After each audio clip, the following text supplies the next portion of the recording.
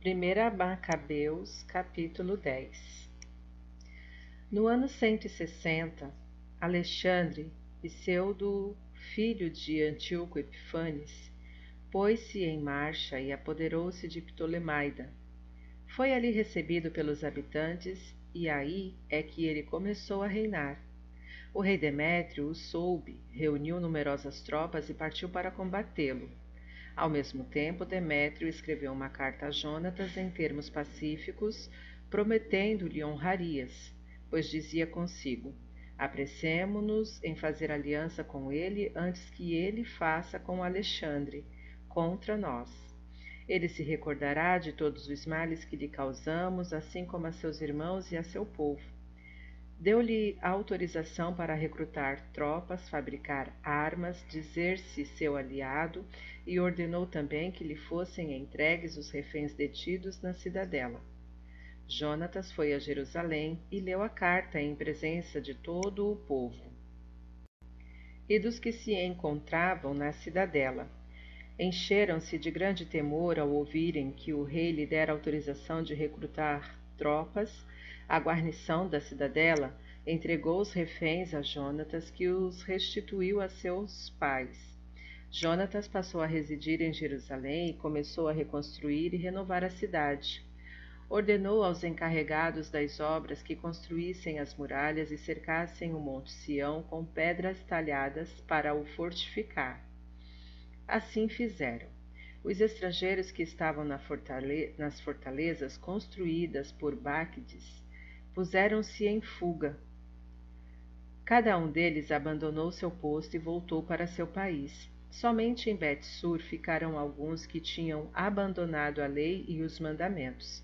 Era ali seu lugar de refúgio. O rei Alexandre soube de todas as promessas que Demétrio fizera a Jonatas. Contaram-lhe também as batalhas e as façanhas realizadas por este e por seus irmãos, assim como as agruras que tinham suportado. Disse: poderíamos encontrar um homem igual a este? Façamos dele um amigo e aliado nosso. Escreveu e enviou-lhe uma carta assim redigida: o rei Alexandre a seu irmão Jonatas. Saudações. A teu respeito fomos informados que és homem valoroso e digno de ser nosso amigo. Por isso, desde hoje te constituímos sumo sacerdote de tua nação e te damos o título de amigo do rei. Enviava-lhe ao mesmo tempo uma túnica de púrpura e uma coroa de ouro, para que te interesses pela nossa causa e nos conserves tua amizade. Jonatas revestiu-se dos ornamentos sagrados no 7º mês, no ano 160, na festa dos tabernáculos. Reuniu um exército e fabricou muitas armas. Notificado desses acontecimentos, Demétrio sentiu-se angustiado e disse: que fizemos nós, deixando que Alexandre nos leve vantagem em captar a amizade dos judeus, reforçando assim o seu poder? Também eu vou escrever-lhes palavras persuasivas com oferta de privilégios e presentes para obter o auxílio deles. Escreveu-lhes nestes termos: o rei Demétrio ao povo judeu. Saudações. Observastes os tratados concluídos conosco, permanecestes em nossa amizade e não vos unistes a nossos inimigos. Disto estamos informados e nos alegramos. Continueis, pois, a guardar fidelidade para conosco e vos concederemos benefícios em recompensa do que fareis por nós. Nós vos distinguiremos com muitas isenções e vos gratificaremos com muitos favores. Desde já vos concedo isenção e dispenso todos os judeus dos tributos, dos impostos sobre o sal e das coroas, quanto à 1/3 dos produtos do solo e à metade dos frutos das árvores que tenho direito de recolher, deixo de recebê-los hoje e para o futuro, na terra de Judá e nos 3 distritos que lhe são anexos na Samaria e na Galiléia. De hoje para sempre, Jerusalém será um lugar santo e isento, assim como seus arredores. Os dízimos e as oferendas não estarão sujeitos a taxas.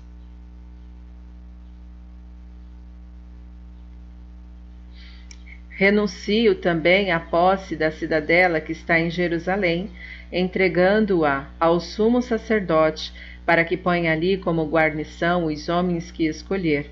A todos os judeus que, como escravos, foram conduzidos do país de Judá para qualquer parte de meu reino, concedo-lhes gratuitamente a liberdade. Quero que todos sejam isentos de impostos, até daqueles que recaem sobre o gado. Todas as solenidades, os sábados, os novilúnios, os dias consagrados e os 3 dias que precedem ou que se seguem a uma festa solene, sejam dias de imunidade e de isenção para todos os judeus que habitam meu reino. Ninguém terá direito de perseguir ou inquietar a qualquer dentre eles, seja qual for o motivo. Serão alistados no exército do rei até 30.000 soldados judeus e receberão o soldo devido a todas as tropas do rei. Alguns deles serão destacados para as principais fortalezas do rei, outros serão designados para cargos de confiança no reino. Seus oficiais e seus chefes serão escolhidos entre os de sua nação e viverão segundo suas leis, como o rei ordenou para o país de Judá. Os 3 distritos do território de Samaria anexados à Judéia lhes serão incorporados, de modo que dependam de um só chefe e não obedeçam a nenhuma outra autoridade a não ser a do sumo sacerdote. Faço doação de Ptolemaida e de seu território ao templo de Jerusalém, para atender às despesas exigidas pelo culto. De minha parte darei todos os anos 15.000 siclos de prata tirados dos proventos reais nas localidades mais apropriadas, e todo o atrasado que não foi pago pelos meus funcionários nos anos anteriores será agora entregue para as obras do templo. Além disso, os 5.000 ciclos de prata exigidos anualmente dos rendimentos do templo serão agora deixados, porque pertencem aos sacerdotes que exercem suas funções. Todo aquele que se refugiar no santuário de Jerusalém ou em suas dependências, seja por causa de débitos para com o fisco real, seja por qualquer outro motivo, ficará livre com todos os bens que possuir em meu reino. As despesas da construção e restauração dos edifícios do templo correrão também por conta dos proventos do rei. Para reconstruir as muralhas de Jerusalém e fortificar seu recinto, os recursos serão igualmente tirados dos proventos reais. O mesmo se fará para erguer os muros das cidades da Judéia. Quando ouviram estas palavras, Jonatas e o povo não lhes deram crédito e recusaram aceitá-las, porque se lembravam dos grandes males que Demétrio causara a Israel e das penosas tribulações com que os afligira. Decidiram-se em favor de Alexandre, que fora o primeiro a lhes dirigir palavras pacíficas, e tornaram-se seus aliados constantes. O rei Alexandre reuniu numerosas tropas e marchou contra Demétrio. Os 2 reis empenharam-se em combate. O exército de Demétrio pôs-se em fuga. Alexandre o perseguiu e o venceu. Ele combateu ardorosamente até o pôr do sol, mas Demétrio foi morto naquele dia. Alexandre enviou embaixadores a Ptolomeu, rei do Egito, levando esta mensagem: Voltei a meu reino e assentei-me no trono de meus pais. Assumi o poder, venci Demétrio e tomei posse de nosso país. Dei-lhe combate, e ele, juntamente com seu exército, foi derrotado por nós. Assentamo-nos em seu trono real. Façamos agora entre nós um pacto de amizade. Dá-me tua filha como esposa, serei teu genro, e darei a ti e a ela presentes dignos de ti. O rei Ptolomeu respondeu nestes termos: Feliz o dia em que retornaste à terra de teus pais e em que te assentaste em seu trono real.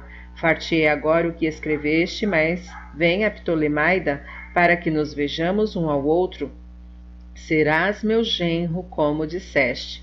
Ptolomeu partiu do Egito com sua filha Cleópatra e dirigiu-se a Ptolemaida no ano 162. O rei Alexandre foi ter com ele, e Ptolomeu deu-lhe sua filha Cleópatra e celebrou-lhe o casamento em Ptolemaida com grande pompa, como fazem os reis.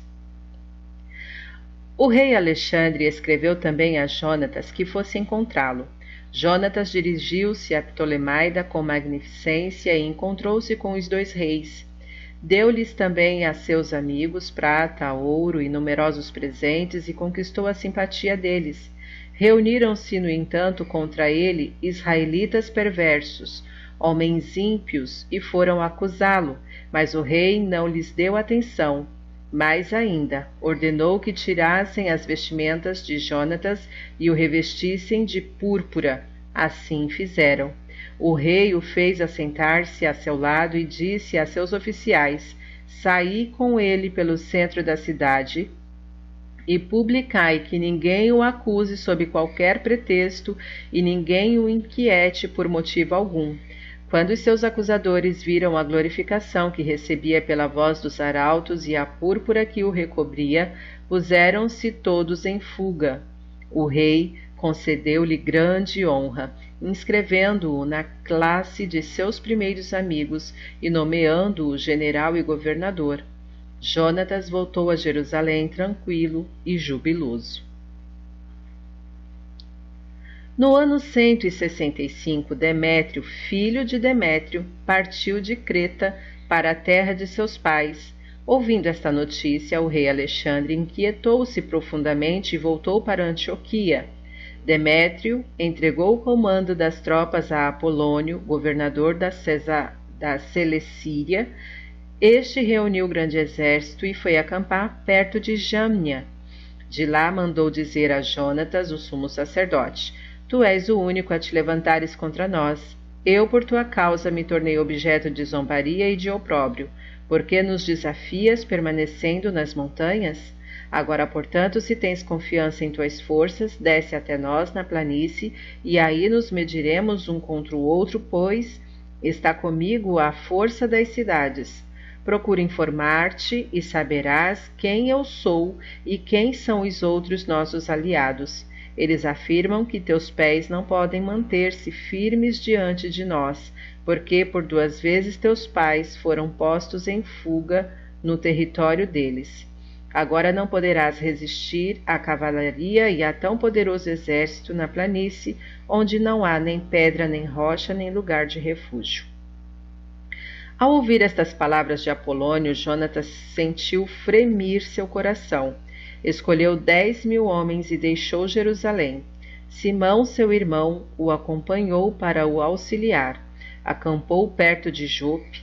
Os habitantes da cidade fecharam-lhe as portas, porque havia em Jope uma guarnição de Apolônio. Os judeus começaram a atacá-la. Atemorizados, os habitantes abriram as portas e Jonatas apoderou-se de Jope. Informado do que acontecera, Apolônio alinhou 3.000 cavaleiros e numeroso exército e marchou em direção a Azoto como se fosse passar por lá. Ao mesmo tempo, porém, avançou pela planície, porque dispunha de numerosa cavalaria e nela depositava confiança. Jonatas o perseguiu na direção de Azoto e os 2 exércitos entraram em combate. Apolônio deixara 1.000 cavaleiros ocultos atrás deles, mas Jonatas soube que havia uma emboscada em sua retaguarda. Os cavaleiros cercaram seu exército e atiraram dardos sobre as tropas, desde a manhã até a tarde. Os soldados, porém, resistiram, conforme ordenara Jonatas, ao passo que os cavalos dos adversários se fadigaram. Simão avançou com seus homens e atacou a falange, pois a cavalaria estava esgotada. Os inimigos foram esmagados por ele e fugiram. A cavalaria dispersou-se pela planície. Fugiram para Azoto e penetraram em Bet-Dagon, templo de seu ídolo, para se salvarem.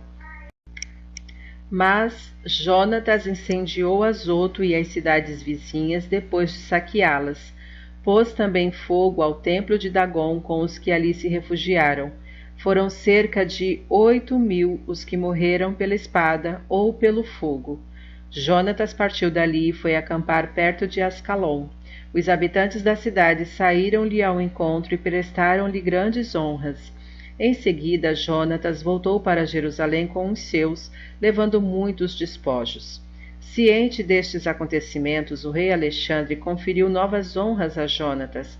Mandou-lhe um broche de ouro, daqueles que é costume doar aos parentes do rei, e deu-lhe como propriedade a Caron e todo o seu território.